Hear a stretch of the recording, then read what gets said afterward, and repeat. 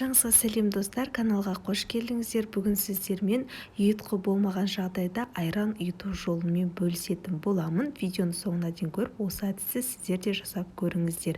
Ол үшін сүтімізді жақсылап қайнатып аламыз. Менде қолдың сүті, және де осыны жақсылап қайнатып суытуға қоятын боламыз. Суығаннан кейін мен сияқты осындай шиша ыдысқа немесе эмальді кастрюльге ұйытсаңыз болады.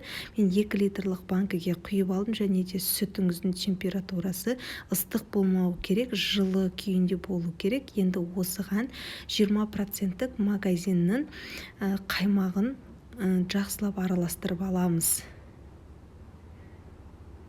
Үстінен кішкене сүттен де қосып жібереміз, жақсылап араласып, сүттің үстіне құйып, сүтіміз бен қаймағымыз біріккенше осылай тағы да жақсылап араластырып жібереміз.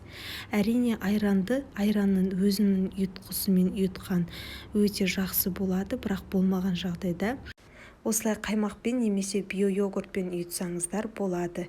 Енді бетінің крышкасын жауып, үстінен жылы матамен жауып, 5-6 сағатқа ұйығанша қалдыратын боламыз. Одан да ұзақ уақыт тұруы мүмкін, қарап тұрасыздар.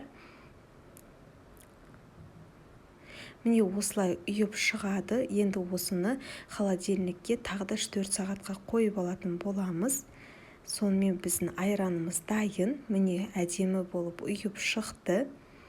Салқындатып ішсеңіздер өте дәмді болады. Сіздер де осы әдісті қолданып көріңіздер, және де өздеріңіздің ұйыту жолдарыңызбен де комментарий бөлімінде бөлісе кетіңіздер. Видео ұнаса лайк басып, каналға тіркеліп, қоңырауша белгісін басып қойды ұмытпаңыздар. Алдағы уақытта көптеген рецептермен бөлісемін. Менімен болғандарыңызға көп рахмет. Сіздермен болған Ақбота.